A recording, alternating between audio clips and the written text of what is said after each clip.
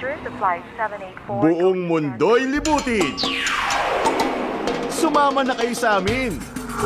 Sakay na at makijoin sa Usapang Biyahe! Daanin natin sa masayang kwentuhan na kapupulutan ng tips at hacks sa mga travel goals. Bitbitin na ang mga gamit nyo. Tuklasin natin ang ganda ng mundo. Kapit na ng mahigpit. Sa Travel ni Awel.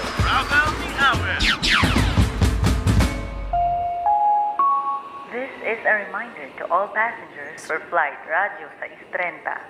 Ikabit ang earphones para sa mas magandang pakikinig.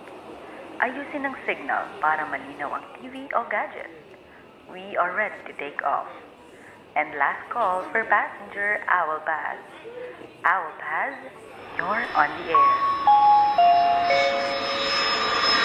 Tayo sa ating next special guest dahil lahat po kayo ay binigyan po namin ng travel pass sa iba't ibang bansa. From Japan, pupunta po tayo sa Hungary! Yay! At eto na, Pinoy in Hungary na nagtatrabaho din doon. Ang ating special guest ay isang OFW sa Hungary. Isa rin siyang content creator kung saan nagbabahagi siya ng kanyang buhay sa ibang bansa. Bukod sa kanyang mga ginagawa at journey sa Hungary, hilig din niya ang mag-travel kung saan-saan at ina-upload niya ito sa kanyang page. Ang kanyang page ay nakafocus sa food, events, life at travel. Please welcome on board our Pinoy in Hungary Jet Team De Facto. Hi, Jet Team. Hello, Papa Awel. Ay, hello. Naku, na-miss ko ang Hungary. Nagpunta na ako dyan sa Budapest. Yun, okay, diba? Nakakatuwa. Si Matteo Gudicelli ang kasama natin dyan na namasyal. Jet Team, konting kwento naman, paano ka napunta sa Hungary at ano ang ginagawa mo dyan ngayon? Ngayon po ako ay isang machine operator po sa may Korean company. And then, pumunta ako rito, nag-apply ako sa work abroad. Sa work abroad ako. Ayun. So, gaano ka nakatagal dyan? Meron ka ba bang ibang pinanggalingan bago sa Hungary? Kasi dati, maraming tumatawid, di ba? Either nasa Czech Republic kasi malapit, tapos pupunta ng Hungary. Yun. Unang abroad mo ba agad Hungary? Yes po, unang abroad ko agad, Hungary po. Oy, very nice. Ikaw ba ay mag-isa dyan o kasama mo kaibigan, pamilya? Ako lang po. Pero ngayon, sa company namin, mas marami kang Pinoy ngayon. Oh, very nice. Kwento mo sa amin kasi maraming interesado. May mga nag-text din dito. Kahit paano, pag-usapan din natin ang trabaho mo dyan. Bago natin pag-usapan ang travel. Kasi nga travel ni Awel. Gagawin na natin ito, trabaho at travel ni Awel. Ganun kasi kasi maraming interested, di ba? Ay, paano rin kaya magkatrabaho dyan sa Hungary bukod sa pagpapasyal? Kwento mo naman sa amin. Yun nga po, marami din tanong sa akin tungkol sa ganyan eh. Pero nagtrabaho po ako dito. Trabaho ko po ngayon ay isang machine operator sa isang Korean company. Trabaho po namin 3 days of work and then 3 days off. Kaya nakapaggagala ako kahit saan. Work-life balance po. Ay, ang ganda nun. Ang galing ng pagkasabi mo, ha? Work-life balance talaga. Work. Tapos, syempre, enjoy din kahit paano. Kwento mo nga sa amin yung a day in a life. Kasi may mga content ganyan. Pagkising ko, ganito ginagawa ko, ganyan. Tapos magpe-prepare sa trabaho. Tapos sa trabaho, ito yung oras, ganun. Pag break namin, ganyan. O pag uwi ko naman, ganun. Kasi yung mga oras ng pasyal, ganyan. Pwedeng pa-share, Kuya Jet Team. Okay po. So umaga po, siyempre Pilipino talaga tayo. Kahit winter dito po, naliligo kami. Yeah. Kahit malamig, naliligo pa rin. Pagkatapos, pagbaba namin kasi may service naman sa amin, pipick up dito papunta sa trabaho namin. Di sa trabaho namin, may food allowance kasi kami doon. Wow. Tapos, may ano ka doon, may cafeteria kami kung gusto mo mag-almusal doon, lunch, minsan, kahit hapunan pwede doon. Libre? Tapos, opo, may food allowance po kasi kami doon. Wow. Tapos, pagbalik namin dito, dalatid kami ng service namin. Pagkatapos, yun, kung may free time ka, pwede ka pag gumala ulit. Pero minsan kasi sa accommodation namin, yung minsan, luluto na lang, tapos sabay-sabay kami kumain ng mga Pilipino dito.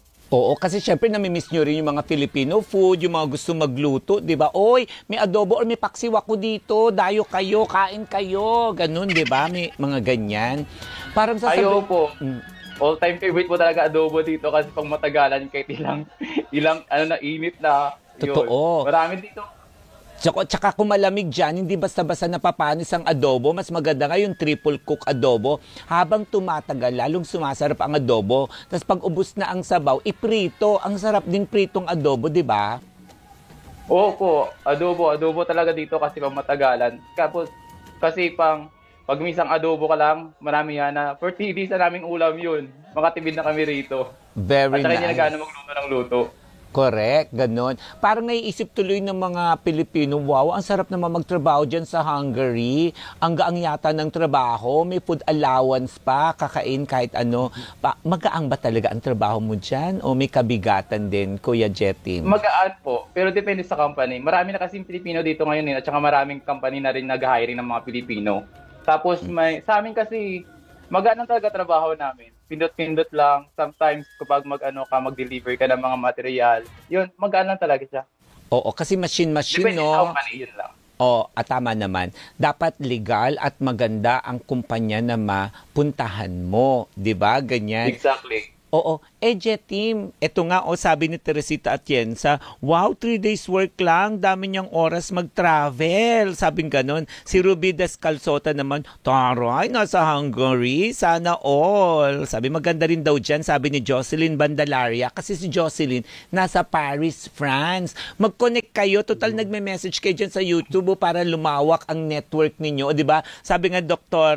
Paz Diaz, let's all be real citizens of the world. Mag-connect tayo dahil sa travel ni Owl. Magawa kaya kayo ng GC, mga travels ni Owl. Sige po, sige po. Diba? Jetim, so 3 days, paano yung free time mo? Pwede bang mag-side hustle dyan? Pwede magtrabaho pa sa iba? Mga sideline? Ganun? Or pasyal-pasyal? Yung ibang lahi po, yung ibang lahi nagsa-side hustle, pero secretly hindi ko alam kung pwede. Pero ako kahapon nag-side hustle ako kahapon. Oo. Okay lang naman yun kaysa naman di ba? Kahit ako nung nag-aaral ako sa Denmark, nagsa-side hustle din ako Pampadala din sa mga kapamilya natin yan dito sa Pilipinas, di ba? Yun Tsaka, at least nakaka-try ka ng ibang skills, di ba? Yun naman yun. Pero sa akin po kasi yung side hustle ko kahapon, related naman sa trabaho ko sa Pinas kasi. Kaya hindi magaan pa rin para sa akin. Very good. Kunwari, iba nga online, di ba, ganyan? O yung ibang mga Pilipino dyan na may talent sa gupit, manicure, pedicure, o kaya luto, di ba? Chika mo nga sa amin yan. Opo, yung dito, yung kabayan namin, dito pumunta sa amin para manggupit. Tapos minsan iba namin kabayan natin dito, nagpa-order ng mga pagkain Pinoy. Yan po. Diba? Ang dali na rin yun Tsaka maganda. Nagkakatulungan kayo. Natutulungan niya kayo. Natutulungan niyo rin sila. Diba? Damayan lang. Yan yung bayanihan ng mga Pinoy abroad. Diba?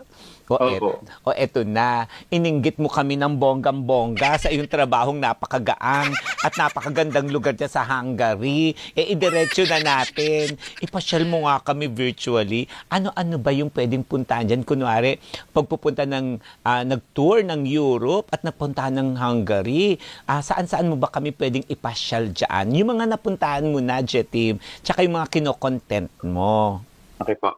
Last time po si Andrea nandito po sa may parliament po. Wow! Andrea Brillantes. Yung parliament, nakaharap yan doon sa Buda, yung sa river, Danube River, no? Opo. Yun yung may mga sapatos doon na metal, ganyan. Opo, yung mga po dati yun para sa may mga Jewish yata yun na yes. Namatay doon. Correct. Tapos harap po nandun po yung Fisherman Bastion. Sa Buda Castle. At ano yung makikita doon sa Fisherman's Castle?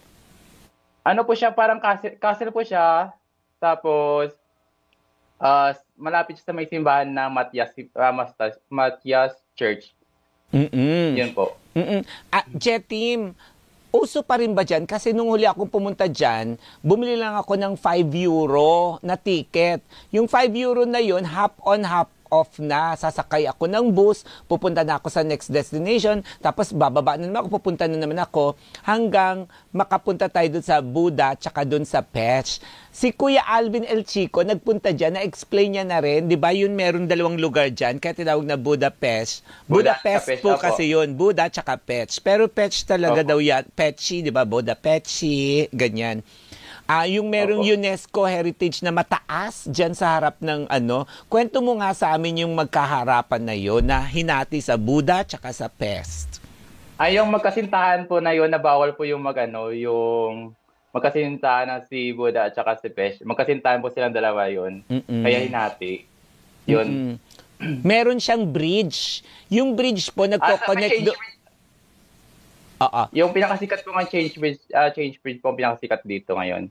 Yung bridge na po na yon, magko-connect, tatawid ka dun sa ilog, no? Yun. O ikaw na lang. Papunta po ng Buda Castle. Tama. O ikaw, Jetim, sa isang maghapon, mapapasyalan ba namin yan? Saan-saan kami pwedeng pumunta? Tour mo nga po kami. Kung kung buong hapon, marami po. Malapit na po kasi ang Buda Parliament, Buda Castle, Change Bridge, Fisherman Bastion, and then po dalhin ko kayo sa may Hero Square, City Park, and then sa City Park kasi doon minsan doon ang pinakamalaking ice rink nila pag winter lang. Ay, tapos sa may thermal bath nila, malapit na din sa may Hero Square, at saka may museum din doon sa may Hero Square nila, at saka malapit sa may City Park. Yes, nako. Maganda talaga dyan kasi maghapon lang, pwede mo nang libutin. Nilalakad namin mula dun sa taas, dun sa may Buda, tas papunta dun sa kabila. Tas parang central na yan, centrum, no? Pwede nang ikutin yun. Centrum, yes. Ganyan nga Tapos pwede nang half on, half off. Opo. May nagtatanong dito. Oo. Ano yung masarap na pagkain dyan sa Hungary? Kasi parang lagi daw yatang gutom yung mga tao dyan. Chos, ganon. Yung pinakasikat po sa kanila ngayon ay langos. Langos po siya. At pinapay lang siya, tapos binigyan lang nila fried siya tinapay, tapos nilagyan ng toppings, cheese, something. Tapos di ko alam kung ano. Depende sa toppings. Tapos yung chimney cake. Chimney cake, yes. Yung nila na bread nila yata, chimney cake. Correct. Para naka-roll siya, tapos minsan masarap siya kapag may ice cream sa loob. Correct. At syempre yung famous na sinasabi na Hungarian sausage, ganon. Diyan ba talaga nagsimula yan? Anong itsura nun? Anong lasa? Iba pa rin po yung lasa ng sausage kapag nasa Pinas. For example, sabi mong Hungarian sausage, pag sa Pinas, nandan, ibang lasa niya kapag galing dito. Iba rin ang lasa dito. Magkaiba sila ng lasa dalawa. Totoo. Pero siguro naka-base kasi yung sa Pinas dyan sa Pinoy taste. Correct. Kung ikaw ang tatanungin, anong pinaka-favorite place mo sa Hungary? Yung talagang babalik-balikan mo. At pag pumunta dyan ang pamilya mo, nakapunta na ba dyan pamilya mo? Napasyal mo na? Hindi pa po. O ayan. So, ako lang po, nagta-travel. O nanonood ang mga kapamilya mo. Saan ka sa Pilipinas, Kuya Jetim? Caloocan po. Caloocan. O mga taga-Caloocan, pag ipapasyal kayo ni Jetim sa Hungary, saan mo sila dadalhin na favorite place mo? Siguro sa Holocaust. Kasi yun, UNESCO World Heritage siya. World Heritage. Sinakop siya dati itong Hungary kasi sinakop siya dati ng Mongolia. Nandun yun, sa Mongolia. Totoo, yun. Basta marami po mapapasyalan dyan. Merong bus dyan na half on, half off. Mapupuntahan nyo na po yung mga importanteng lugar dyan sa Hungary. Yun. May lokal na salita ba daw dyan? Tanong ng mga kaserbisyo natin.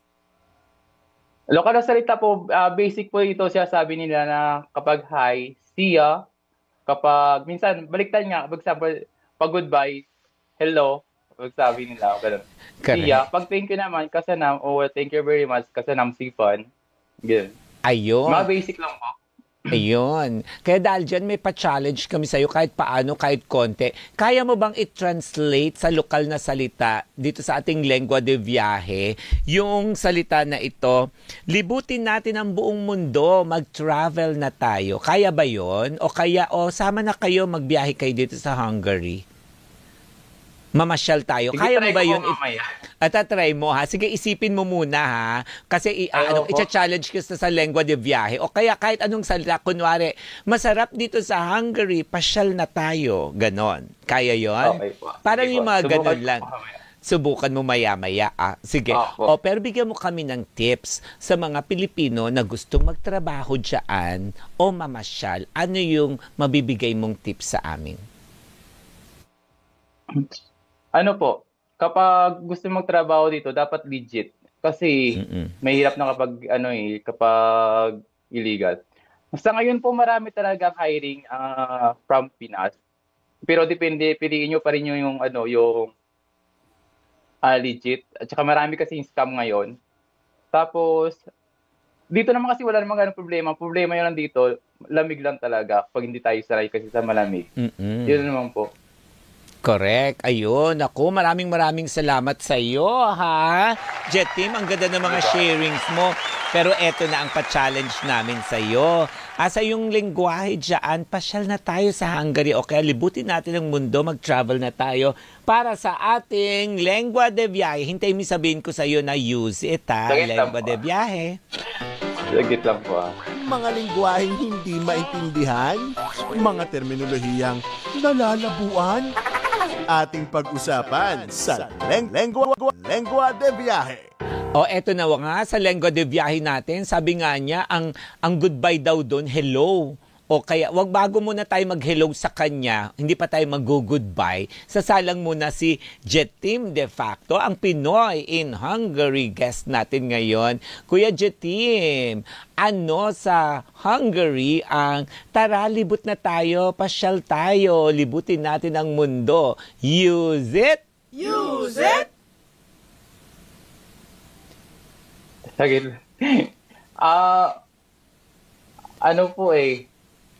Mahirap kasi yung